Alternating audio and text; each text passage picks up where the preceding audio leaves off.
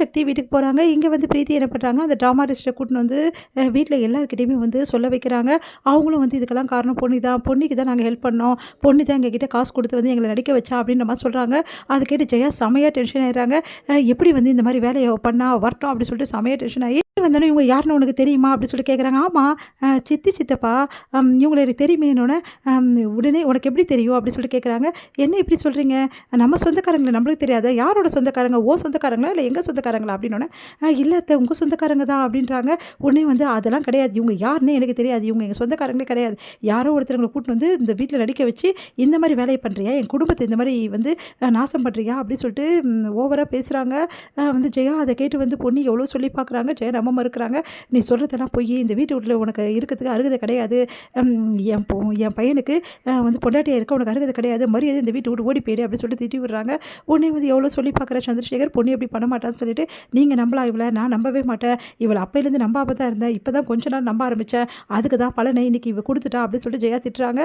உடனே வந்து இப்படி பண்ணிட்டீங்களே பொண்ணி, நீங்கள் இப்படி பண்ணுவீங்க எதிர்பார்க்கல, எனக்கு இவ்வளோ துரோகத்தை பண்ணியிருக்கீங்களே, சே நீங்களாம் ஒரு பொண்ணா அப்படின்னு சொல்லிட்டு கேட்குறாங்க. பிரீத்தி அவ்வளோதான் பிரீத்தி, என்னை பற்றி இப்படிலாம் பேசுகிறீங்க அப்புறம் நல்லா இருக்காது அப்படின்றாங்க. உடனே வந்து என்ன நல்லா இருக்காது, உன்னை பற்றி தான் வந்து தெரிஞ்சு போச்சு உண்மை என்னன்னு சொல்லிட்டு அப்படி சுந்தரம் சொல்கிறாரு. உடனே வந்து இந்த வீட்டில் உனக்கு இருக்கிறதுக்கு அருகதை கிடையாது, மரியாதை இந்த வீட்டை விட்டு வெளியே போ அப்படின்றாங்க எல்லாரும்.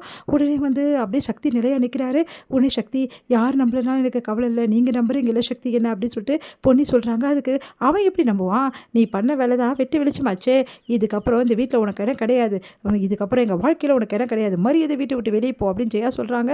உடனே பிரீத்தி சந்தோஷப்படுறாங்க. அப்பா பொன்னி ஒழிஞ்சா இப்போ நிம்மதியாக இருக்கலாம்னு சொல்லிட்டு உடனே பொன்னி என்ன பண்ணுறது, நான் போறியா இப்போ கழுத்து பிடிச்சி தள்ளட்டுமான்னு பொன்னி வந்து சரி நான் போயிடுறேன், ஆனால் ஒன்று சொல்கிறேன் சத்தியமாக இந்த விஷயத்த நான் செய்யலை, என்னை நம்ப மறுக்கிறீங்க, ஒரு நாள் நீங்கள் புரிஞ்சுப்பீங்க, அதையும் பார்க்கலாம் அப்படின்றாரு சுந்தரம். உன்னை கிளம்ப பார்க்குறாங்க. அப்போ கையை பிடிச்சி நிறுத்துறாரு நம்ம வந்து சக்தி. பொன்னி எதுக்காக வெளியே போகணும், பொன்னி எந்த தப்புமே செய்யலாத நான் நம்புகிறேன், இவங்க சொல்கிறதெல்லாம் போய் நான் யாரையும் நம்ப மாட்டேன், பொன்னியை மட்டும் தான் நம்புவேன், பொன்னி இந்த தப்பை செஞ்சிருக்க மாட்டேன் அப்படின்றாரு. அதை கேட்டு எல்லாம் அதிர்ச்சி அடைகிறாங்க.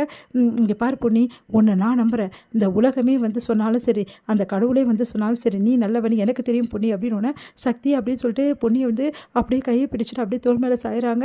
உடனே வந்து சக்தி நிஜமாவா அப்படின்னு, ஆமாம் உன்னை நான் நம்புகிற பொன்னி, இங்கே பாடுறா இவ சொல்கிறத நீ வேணா நம்பலாம், நான் நம்பவே மாட்டேன், இதுக்கப்புறம் இந்த வீட்டில் இருக்கவே கூடாது இவ அப்படின்னு. உடனே சக்தி செமையாக டென்ஷன் ஆகிறாரு. பொன்னி இந்த வீட்டில் இல்லைன்னா நானும் இந்த வீட்டில் இருக்க மாட்டோமா அப்படின்றாரு. அதை கேட்டு ஜெயா எல்லாருமே அதிர்ச்சி அடைகிறாங்க. இது வந்து சக்தி என்ன சக்தி இப்படி சொல்கிறீங்க, பொன்னி தான் நம்ம 2 பேரும் பிரிச்சா, நம்ம 2 பேர் கல்யாணத்தை அவள் தான் நிறுத்தினா, அவள் நிறுத்தினாளா, யார் சொன்னது, அவள் ஒன்றும் நிறுத்தலை, நீ தான் நிறுத்தின நம்ம கல்யாணத்தை, எனக்கு நல்லா தெரியும், அந்த டைமில் என் காதலும் வேணாம் நானும் வேணாம் தூக்கி போட்டு போனது நீ தான், அதனால் எனக்கு இந்த கல்யாணத்தை நிறுத்தது பொன்னி கிடையாது நீ தான் அப்படின்னு அப்படியே அதிர்ச்சியாக பார்க்குறாங்க. அப்போ கூட பொன்னி தானே சதி செய்தா, பொன்னி சதி செய்தா, நீ தானே கல்யாணம் வேணாம்னு சொல்லிட்டு போனேன், இந்த கல்யாணம் வேணும் யார் என்ன சொன்னாலும் பரவாயில்ல, எனக்கு சக்தி தான் வேணும்னு நின்னியா, இல்லை அதனால் நீ பேசுறதுக்கு அருகதே கிடையாது அப்படின்னு அப்படியே அதிர்ச்சி அடைகிறாங்க. பிரீத்தி என்ன சொல்லுன்னு தெரியாமல், சரிடா அவள் பேச வேணாம் நாங்கள் பேசலாம்ல, இங்கே பார் எனக்கு இந்த பொன்னி மேலே நம்பிக்கை கிடையாது, இந்த பொன்னி இதுக்கப்புறம் இந்த வீட்டுக்கு இருக்கக்கூடாது, துரோகம் பண்ண இந்த பொன்னி இந்த வீட்டில் இருக்கக்கூடாது அப்படின்னோடனே சரி பொன்னியை நீங்கள் அமிச்சிங்கன்னா நானும் கூட போயிடுறேம்மா, பொன்னியை நான் நம்புகிறேன், அதுக்கப்புறம் இன்னொரு விஷயம் உங்கள் எல்லாருக்கிட்டையும் சொல்லிக்கிறேன், இன்றைக்கி பொன்னி இந்த தப்பு செஞ்சால் நீங்கள் எல்லாம் சொல்கிறீங்கல்ல, கூடிய சீக்கிரம் பொன்னி எந்த தப்புமே செய்யாதவ, அவள் நல்லவ அப்படின்னு சொல்லிட்டு நான் நிரூபிக்கிறேன், அது வரைக்கும் நானும் பொன்னி இந்த வீட்டுக்கு வரமாட்டோம், அப்படி வா பொன்னி போகலாம் அப்படின்னு சொல்லிட்டு கையை பிடிக்கிறாரு.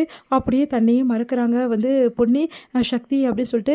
ஆமாம் பொன்னி இதுக்கப்புறம் இந்த வீட்டில் இருக்க வேணாம், ஏன்னா எப்போ இவங்களாம் அப்படி பேச ஆரம்பிச்சிருக்கோம் நம்ம போகலாம் அப்படின்னு போகிற